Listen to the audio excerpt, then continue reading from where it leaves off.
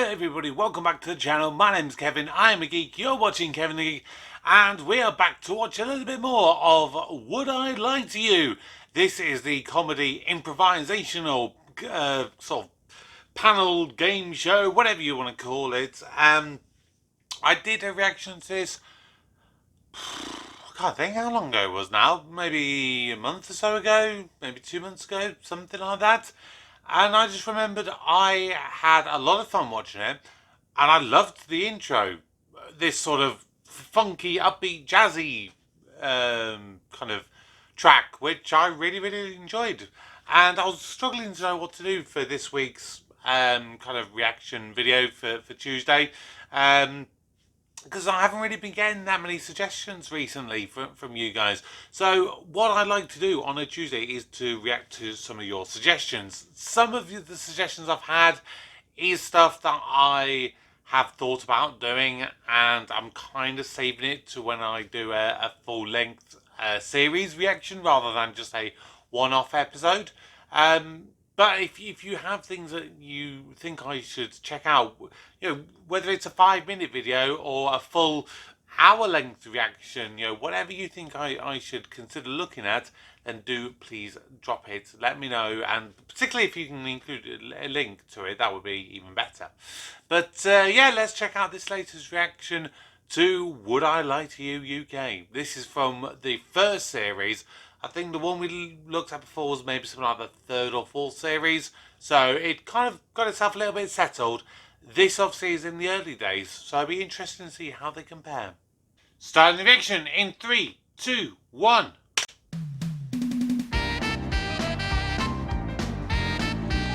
Oh yes, I remember this.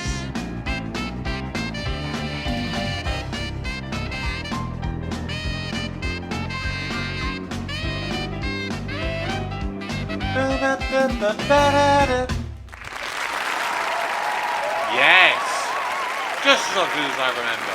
Okay. Hello and welcome to Whose Line Is It Anyway, the improvisation program. And once again, we bring to the screen the wittiest, the cleverest, the most exciting talent available today. Well, that's enough about me. Let me introduce the contestants. And our first contestant tonight, we welcome back Josie Lawrence of the Comedy Store Players. I think she was in the last one. We know her acting is second to none. Her singing is second to none. In fact, if she got a part in The Sound of Music, she could be playing a nun. Next, well, I must say it's not often that we have a film and theatre actor of truly international distinction and ability. In fact, we never do, but we do have this week the very popular actor Jonathan Pryce. Then we also have the comedian Paul Merton, whose distinctive performing style is not so much deadpan as dead miserable. And last but not first, our resident maestro, or is it mini metro, John Sessions, without whom, let's face it, this programme would have somebody else in it. Ladies and gentlemen, the contestants. Wow, Jonathan Pryce. Wow. He's a bit of a coup to get, and he looks so young in this video. Like I think I first knew him from appearing in what was it? Oh, the Pirates of the Caribbean movie. Interesting. Now, the first game is called Authors, and in this, the contestants have to take it in turns to tell a story in the style of an author of their own choosing. So if you'd like to come forward, contestants, and tell us who your author is. I'll be getting the title from the studio audience in just a moment for them to improvise with. Josie, have you thought of an author? Agatha Christie. Agatha Christie, yes, jolly good. Okay. King James. King James. The Famous, Bible. oh yes, famous writing of the Bible. Yes. God, that's very appropriate for a Sunday. Yeah. No, the programme goes on a Friday, so... less appropriate, possibly, for the show. Very, very appropriate, because it'll be Sunday in a couple of days' time. And Paul. Do-it-yourself technical handbook. Yes. Marvellously well-read you are, Paul. And John, who have you gone for? I'm going to do Gabriel Garcia Marquez. Who? And a very popular choice with the audience here. who have been reading him during the week, just to... Now, from the studio audience, I'd like, if possible, a suggestion for the title of a story for them to tell. A Day in the Life of a Horny Llama. What? A Day in the Life of the Horny Llama. Have you read a story called that already? Are you in the process of writing one, or? You write them regularly, so you're using this like sort of like a publicity plug for your own book. Yes, well, don't do it again. Okay, the day in the life of a horny llama. Just outside the street of Wilson Mansions, Hercule Poirot was walking along with his assistant Hastings, trying to get this llama off his leg. Hastings, you're probably wondering why I've brought you to this street today. Well, it's this llama I've got on my leg. I can't seem to shake it off, Hastings. And Hastings did say unto Poirot, take this llama, go unto the garden with it, show it to another llama. And the llama did beget llama, that did beget llama, that did beget llama, that begat llama, that begat llama. And Poirot said to Hastings, get this llama off my back. And Hastings said, do it yourself. It was this point that he had passed a doorway and he said, you notice this door has been planed on both sides. If you notice that the grommets on the backward side or handle have been double screwed back to utilise a double sink after jerk, did count the sunk piece of glass. Piece of glass, huh? Yes. The Colonel, Balazar Alcazar Diaz Macaya, had often looked down into Macondo. Only the other morning he had got up to see his wife rise from her bed in beautiful Colombian silk, only to turn into a large white bird. Or was it a llama? Thank you very much. Thank you. I have no idea what the supposed style was of the last one.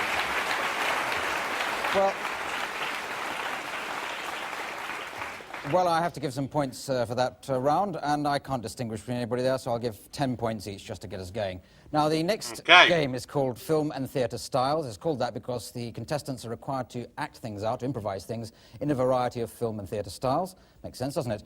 Paul and Josie, we're going to start you off as a pair, first of all. I'll give you your situation to improvise in just a moment, but if the studio audience has got a few suggestions for us of film or theatre styles that they can act in... Flintstones. Hang on.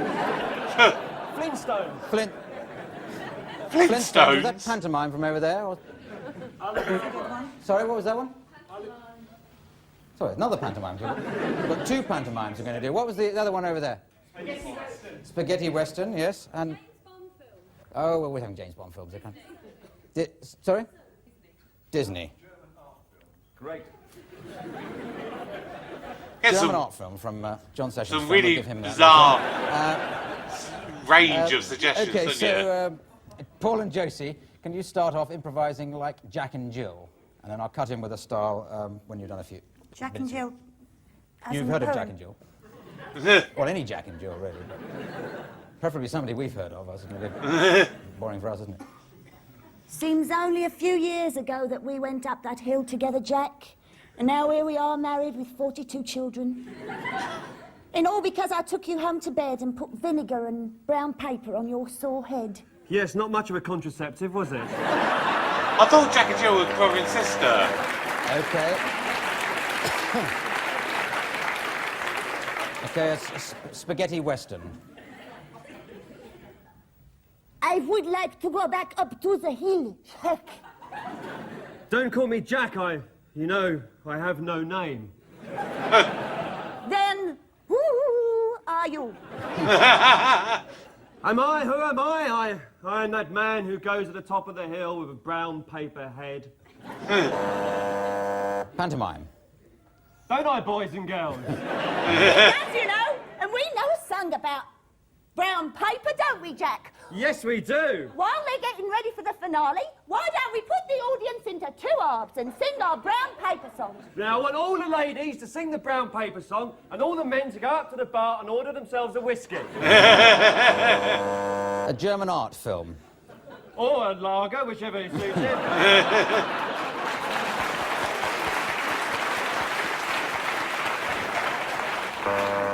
All right, end on a Bond film.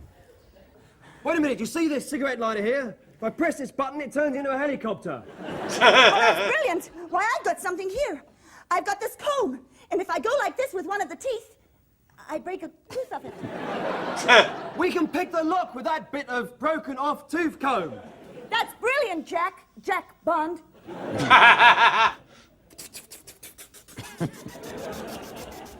We should have got in it, don't you We think? should have done, yeah. All right. Well, Very good. okay. Okay, I'll give 50 points each there. Now, John and Jonathan, you'll have a thing to improvise now. A situation I'll give you in a moment. So have you got any more film styles, theatre styles for John and Really Jonathan? different. Come on. Musical. Pirate movie. Doctor Who. Hang on. Yes, Doctor Who. Samuel Beckett. Yes, very good. A pirate movie is pretty damn good as well, considering the fact that later on in his career he would go on to be in a pirate movie. Peter, I think. One more, just one more from out there. What? Sorry? Oh, right, Commedia dell'arte, jolly good. Let's hope they're good on languages. Now, okay, so Probably let's get not. going. Your situation is reporting Actually, yeah, a it probably crime. will be. So, you're telling me that you sat there for 25 minutes and you watched him go at her with a 1938 service washing machine. Oh, yeah, it didn't seem nothing unusual to me about it, no. So let me just get it straight, because you were first on the scene, were you? Yeah, well, it was... Sorry. Samuel Beckett.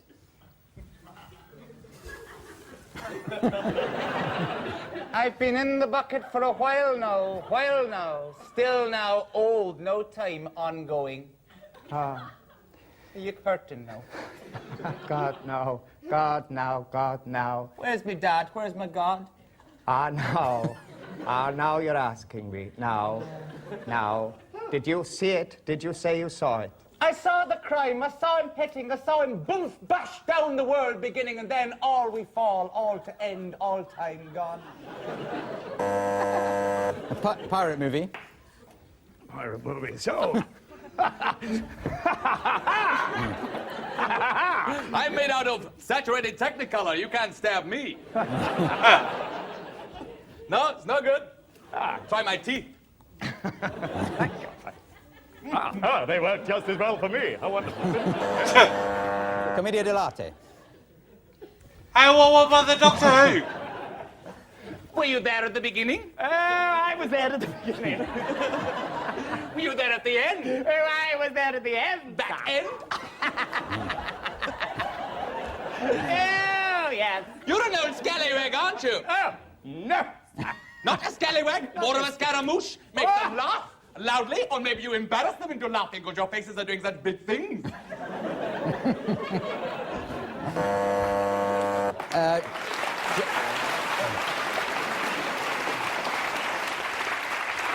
And one more to end on, as in a Le Carré. You washed up, George. You washed up in the washing machine, spinning round and round. You know what it is to go west, George? That's just your opinion. My opinion doesn't come into it. You are too late with Clydesdorf, and you're too late now.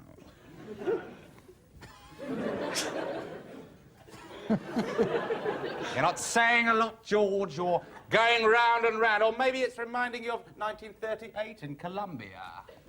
Or 37 in Berlin. A lot of water under the bridge, George. A lot of nutcrackers round the nuts, if you catch me.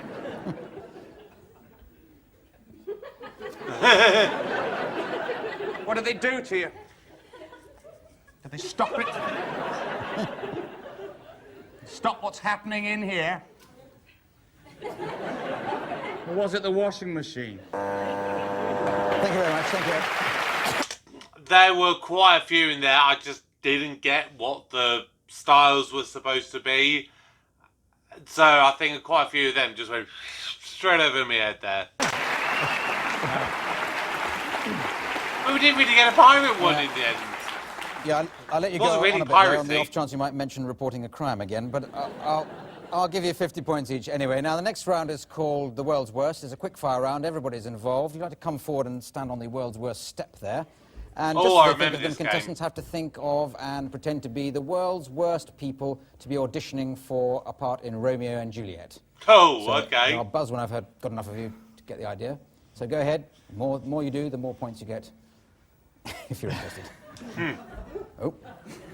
So, Miss Juliet's 15 then, is she?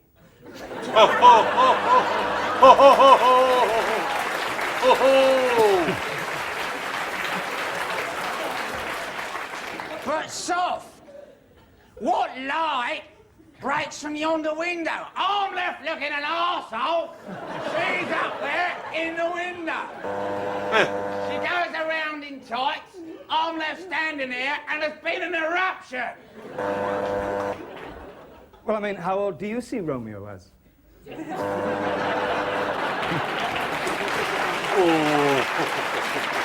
Any more? Any more? No? More from John. Oh, I suppose it'd be 1958 I was doing it last. But I think it's the way that... Well, I just see it as a natural progression from everything I've been doing. I mean, Macbeth, Hamlet, Lear. Pilots.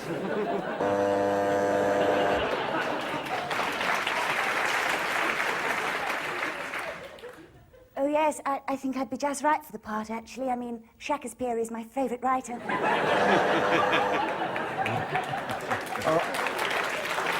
Yeah. It's not about being handsome, it's about being passionate. I think end on that. Any more? Okay. Well, I think we've got masses there. I think you can all relax on that. Yes, and while I work out the points for that round, we dash away while people try and sell you things. Be back after the break. Goodbye. And we're going to be back right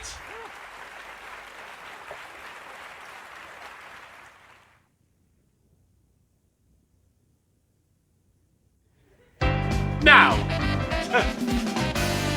That was a Okay. really long yes, pause. No, right. Okay. Right. All right, well, Sorry, I'm welcome scared back from the pins and adverts and needles. making the coffee, whatever you did. And I'll give 10 points to everybody in that last game. Now, the next round is called Different Games for the simple reason that in it we play different games, or I say the contestants play different games. Josie and John, your game is to be making up musical styles or singing in different styles. Yes! Starting with Josie. And we're going to be using the assistance of our musician, who is Richard Vranch, also from the Comedy Store Players. Now, what we want is a household object, and we're going to get Josie and then John to sing about that household object. So, A blender. Can anyone think of a household object? Sorry? Television set. You can make up a song about a television set, can't you? Now, can we have some suggestions, please, for a musical style for Josie to sing? Heavy metal. Heavy Heavy metal. metal. Have you got a mic? Yes, I have got a mic, actually. He's sitting in the front. Oh, no, he's good. Oh, Sorry, Richard's getting into even Still heavy. television? Still about television. Oh. And Richard's getting onto his guitar.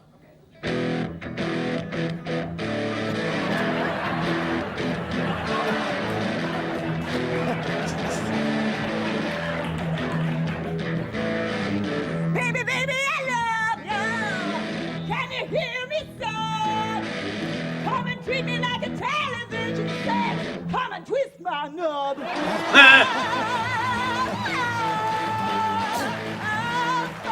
Baby, baby, I want to be your man. I think you'll find I'm your favorite program. Come on, baby, see the screen. On the telly, you can hear it scream. Thank you, Josie. wow. Okay. Okay. All right. Well. I don't know. Well, we better have something meaty for John to do it in the style of now. Sorry? What was that, punk? I think that was a style, and not just a comment. So, John, can you do it in a television set still in the style of folk? Oh, You funk. even come along wearing a sort of Aaron jumper, just to... You come dressed for a folk heckle. Very good. Oh, was it folk? I'm getting confused. I'll do one myself. Oh, okay, I'll do myself. A morning came up, it came round and down. The dairy folk outside Derby, they came down to the town.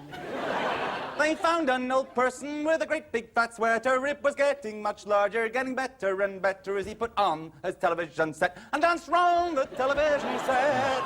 He danced round the television set. He drank real ale and a ridiculously long pipe was hanging from his mouth. His girlfriend, her name was Betty. She changed it into dandelion stalk because she was a wanker like him. And together they would dance together round the town, living in a time before the goons were around. But sometime after the First World War, who the hell one was it? With a sweater going up and down, they would turn on the television but then switch it off because they were funny old wankers from the past. And round they would go, and round they would go, drinking real ale and living in an England that never really existed.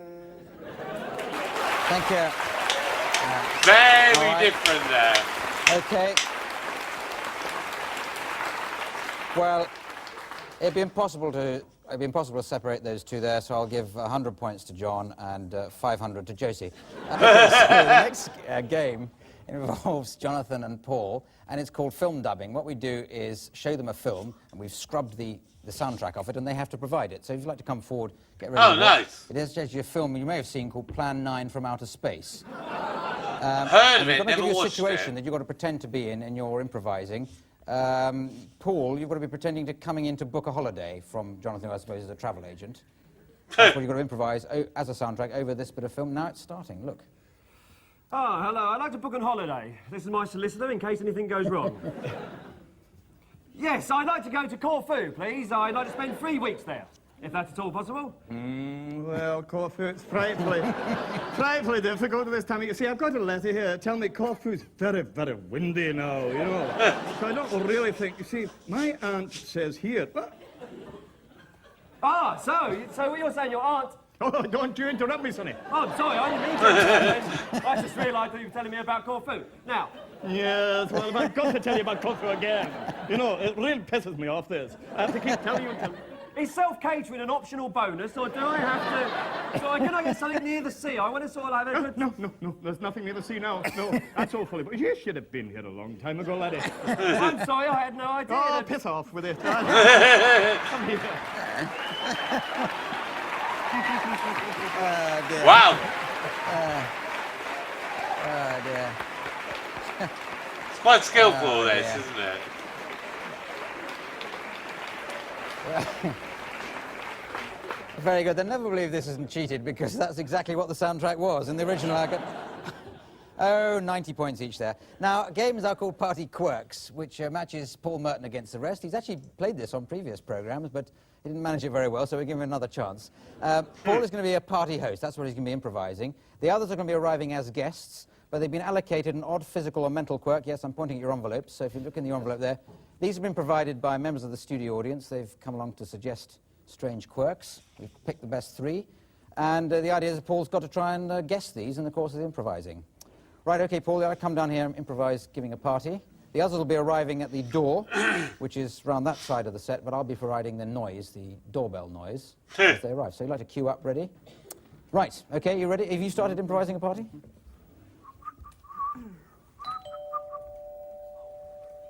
Superhero. Sorry, I think I've broken your doorbell. I pressed a mite too hard. That's all right, don't worry about that. Would you like some twiglets or some, I have some rosé, some white wine, some red wine? Twiglets, yes. Don't bother to unwrap them. You've got one stuck in your hair, I think. Oh, I'll just get the doorbell. Hello. Oh, fuck. All right, Paul. All right, Paul. Repeat after me. Yes. Get out of me. Get out of me. Get out of me. Get out of me. Get out of me. Get out of me. Have a twiglet.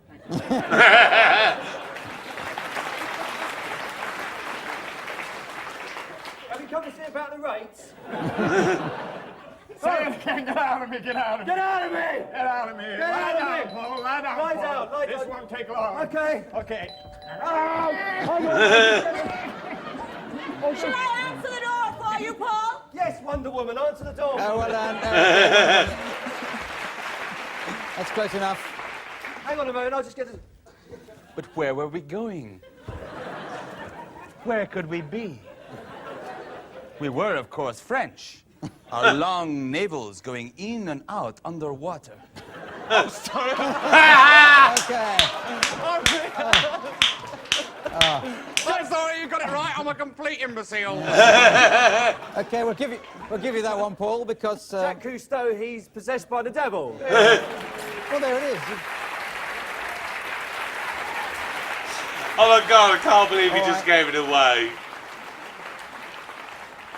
Well, I think I'll give 20 points each to each of the improvisers, and maybe 15 to Paul, because I think he had to be given just a little bit of help there. Explain to him. Yeah. No, not bad at all. So all I have to do is to tot up the points here, and I see that this week Josie Lawrence has won. So well done, Josie.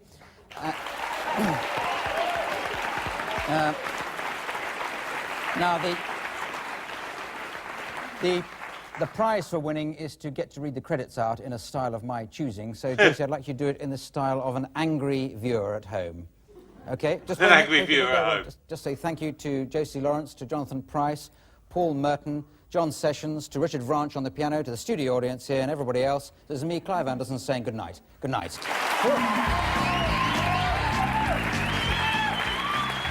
line is it anyway? Well, that is absolutely disgusting. And for people who've only just switched on, do you realise the entire lot of the studio audience were completely naked in that programme? And a sorry sight it was too. Now let's have a look. Stage manager Hilary Groves, costume design. Costume?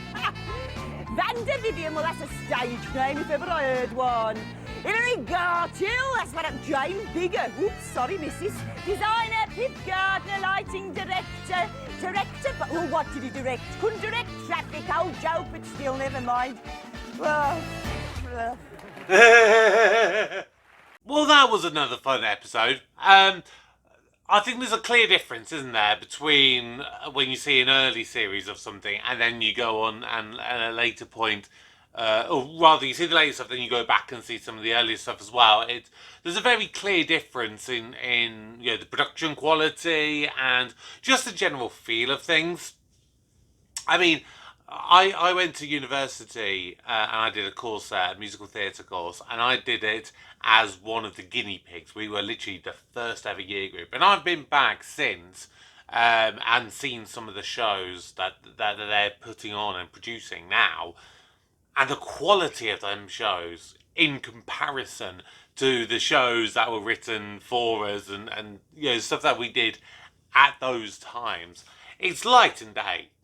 The massive difference between them, and that just comes with time and experience, and I think this is the case with this show as well. Did that mean that this was less funny or less enjoyable? No, absolutely not. I think the things that made it maybe less funny in this one is just some of the ones that I just didn't get, and that's gonna be happening to people. Not everyone is gonna get every joke or like every joke or find everything funny or whatever, because people have different experiences and know different things, and that's absolutely fine. So I would like to react to this again at some point. If you have a suggestion of any particular episodes you think is really worth checking out, then please drop it in the comments down below. I am also thinking of trying to look at the American Whose Line Is It Anyway, because I know that they've done that later down the line, and they made, because obviously this was the original, the UK version, then they developed the American version of it, which I believe it's still going strong to this day. So yeah, maybe I'll have to check that one out as well. And again, if you think there's any particular episodes I should watch of that, then you know, give me a heads up and let me know. But that's going to do it for today's reaction. This is my second reaction to Whose Line Is It Anyway UK edition. I believe this was the 5th episode of the first ever series. So yeah, thank you so much for joining me once again. My name is Kevin. I am a geek. You've been watching Kevin the Geek. Goodbye.